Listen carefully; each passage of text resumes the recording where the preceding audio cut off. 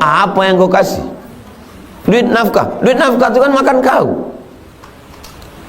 Makan, pakaian, pendidikan, perhatian, tempat tinggal, memang tanggung jawab laki-laki. Ini nafkah, ini hadiah. Ngaji sama Ustaz ini makin memberatkan kita laki-laki ini. Apakah pekerjaan rumah termasuk pekerjaan suami? Mencuci piring, mengepel lantai. Siapa yang bekerja? Tugas siapa itu? Mencuci piring sama mengepel lantai itu tugas siapa?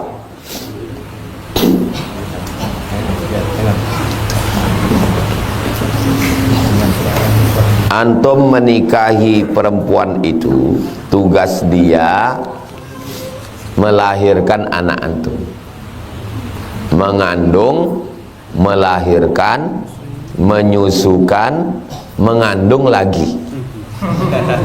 Itu tugas dia. Adapun mencuci, mengepel, itu antum sediakan orang. Karena antum tak mampu, jadi antum bermusyawarah sama dia. Setengah kau, setengah aku. Karena aku mencari nafkah.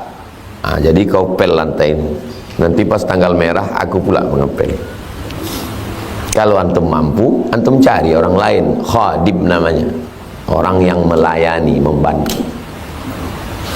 Jadi tidak ada tugas perempuan itu.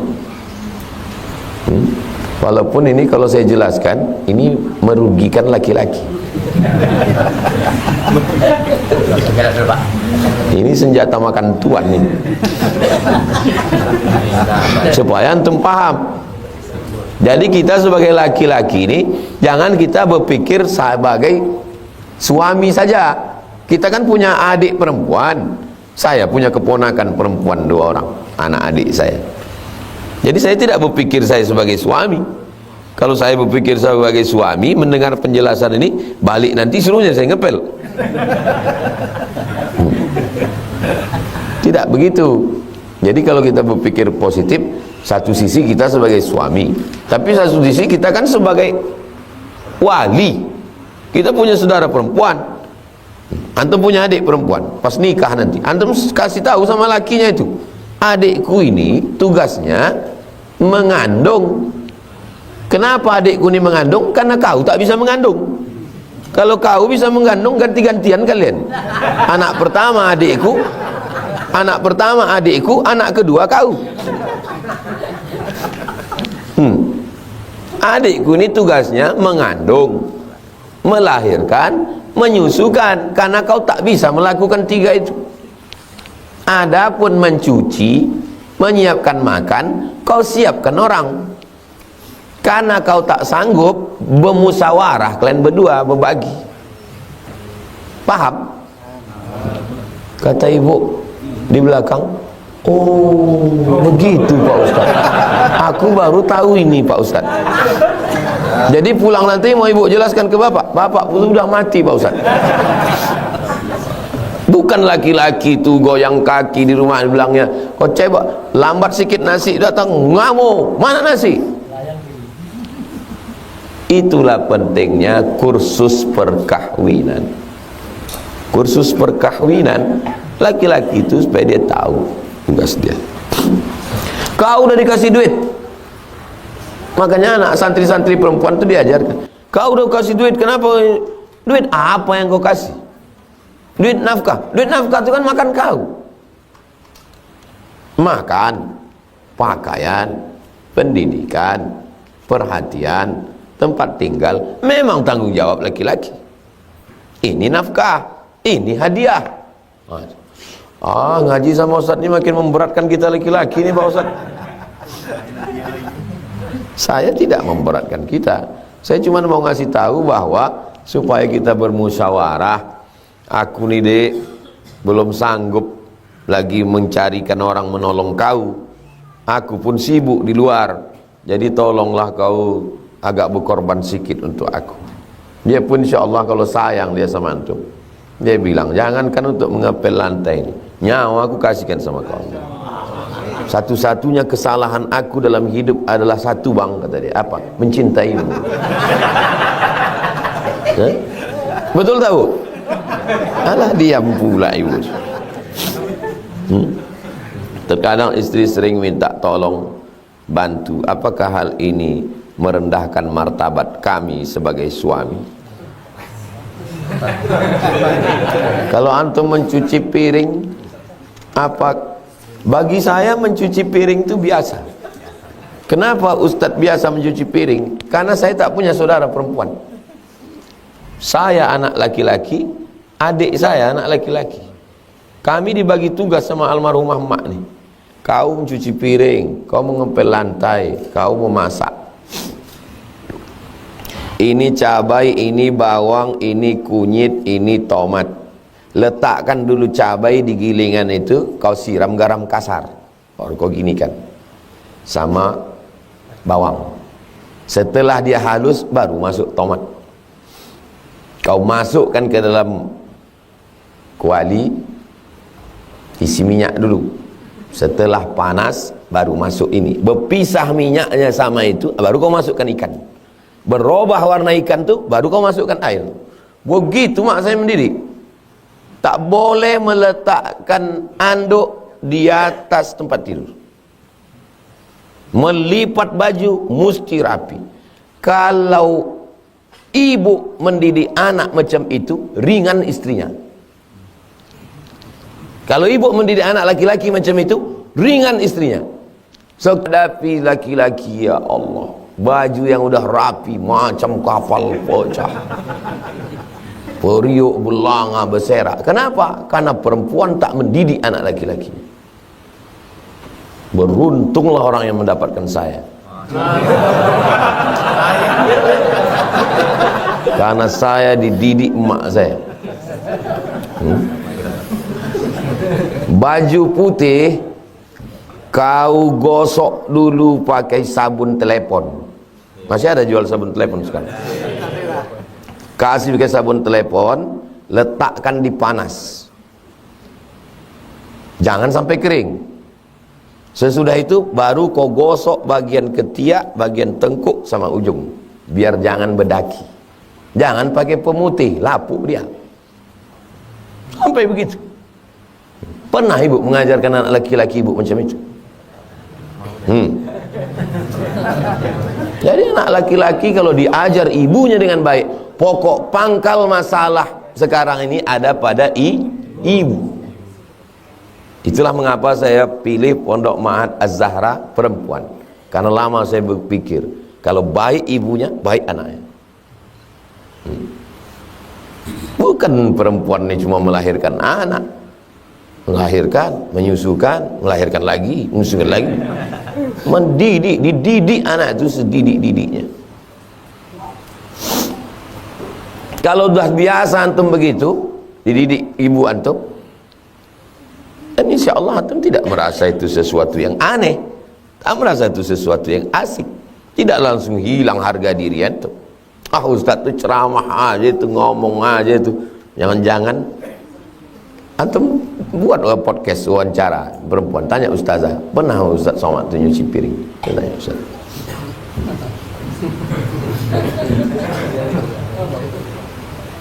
Tadi malam saya nyuci piring. Tapi bukan berarti saya takut sama istri. Kalau takut sama istri, tak bisa saya pergi 4 hari, Jumat, Sabtu, Ahad, Senin. Kalau saya termasuk laki-laki takut sama istri, mana bisa saya pergi 4 hari?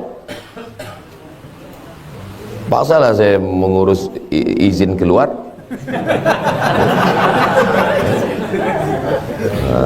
Jadi antum, saya tak mau juga antum nanti balik ke rumah menjadi anggota persatuan takut bini.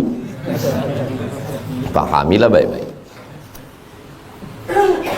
Apa hukumnya istri pergi ke pasar sendirian, tak ada suaminya? La yakhluwanna rajulun ma'a mra'atin illa ma'adhi mahramin. tak boleh berdua-duaan. Dia ke pasar tuh berdua atau ramai? Ramai. Ada laki-laki yang amanah, ada perempuan yang amanah. Pasar pagi Arengka, pasar. La tusafiranna imra'atun ma'azi mahramin. Tidak boleh laki-laki perempuan musafir. Musafirnya berapa jaraknya, berapa hari perginya. Musafir yang jauh. Itu pun kata Imam Nawawi, kalau musafir jauh itu ada perempuan yang amanah, haji misalnya, maka Imam Nawawi dari kalangan mazhab Syafi'i, Imam Nawawi ini yang menyusun hadis ini, boleh perempuan pergi haji tanpa mahram kalau dalam rombongannya itu ada perempuan-perempuan yang aman. Itulah dalil kenapa yang berangkat haji kemarin itu banyak yang tak ada mahram. Semua yang pergi haji kemarin, apa ikut lakinya? Kan tidak. Terus pergi istrinya, berarti tak salah hajinya itu? Sah. Kenapa boleh? Karena dalam mazhab Syafi'i, pendapat Imam Nawawi, karena ada perempuan yang amanah di situ. Satu kloter itu berapa orang? 400 orang. Kan banyak perempuan-perempuan yang amanah situ. Kenapa zaman dulu tak boleh perempuan itu musafir sendiri? Naik onta. Satu onta ini ada kotaknya di atas, itu tempat perempuan. Kalau tak ikut lakinya, siapa mengawal dia? Nanti dia pas pergi tepi jalan, adik nenek saya termasuk yang dari Makkah ke Madinahnya dulu naik onta 8 hari 8 malam, belum ada bis. Siapa yang mengawani dia turun? Zaman sekarang naik pesawat. Kalau pergi ini perempuan ini ke toilet itu ada Abu Jahal, Abu Lahab menghalang di jalan. Ada security, aman. Tapi jangan serahkan bulat-bulat istri antum ke atasannya. Jaga istri saya ya Pak, insya Allah katanya. Alasan keluar kota. Jadi kalau dia pergi belanja ke pasar pagi Arengka, ke pasar Selasa, maka itu tidak masuk dalam dua larangan. Karena jarak tempuh dan lamanya tak masuk, dan juga tidak berdua-duaan. Tapi dia berselingkuh Pak Ustadz, sudah nampak saya di WA-nya, itu cerita lain. Ini pertanyaannya kan pergi ke pasar. Hukum aslinya perempuan itu di rumah. Membawakan teh ke ruang tamu pun siapa? Laki-laki. Tak pernah dalam sejarah istri saya membawa teh ke ruang tamu. Saya membawa teh ke ruang tamu. Berapa pula istri kita tadi tengok orang bini, datang istri antum bawa teh ke ruang tamu. Tamu tu nengok bini antum, tak cemburu antum? Antum tak tahu karena belum nikah.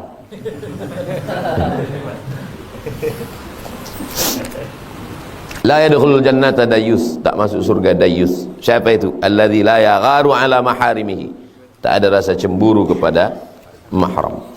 Jadi hukum asalnya pergi ke pasar tentu dengan syarat dan ketentuan berlaku. Pakaiannya menutup aurat. Jangan pula dia la yadribna bi arjulihinna, jangan memukulkan kaki ke lantai, dipakai gelang kaki bergemerincing. Masuk ke pasar Selasa, habis tukang ayam salah potong. Kerincing. Memakai punuk onta, tudung ke atas punuk onta. Semua tukang sayur itu menengok, salah harga orang itu. La takhda'na bil qaul, jangan bersuara mendayu-dayu. Kalau muda, cantik, bagus pakai cadar, menghindari fitnah. Agak tua sikit, hitam tak apa-apa, karena tidak membangkitkan syahwat.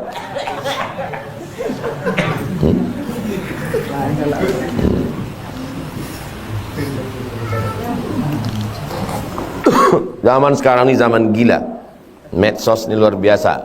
Nah, maka perempuan mesti pandai menjaga diri, suami, laki-laki sebagai suami, laki-laki sebagai abang, laki-laki sebagai paman, laki-laki sebagai atuk, laki-laki sebagai adik, mengawal walinya. Kalau dia orang Minangkabau, tambah satu lagi, laki-laki sebagai ninik mama. Batangnya tampe basanda, daunnya tampe banaung, akarnya tampe basilo. Didulukan selangkah, ditinggikan seranting. Itu tak ada dalam fikih Islam, karena dari jalur laki-laki. Tambah lagi dalam Minangkabau. Jadi perempuan paling banyak pengawalnya dalam Minangkabau, karena ada nenek mama mengawal. Saudara ibu pun ikut mengawal. Nanti antum ke pasar bawa semua pengawal itu. Turun harga insya Allah.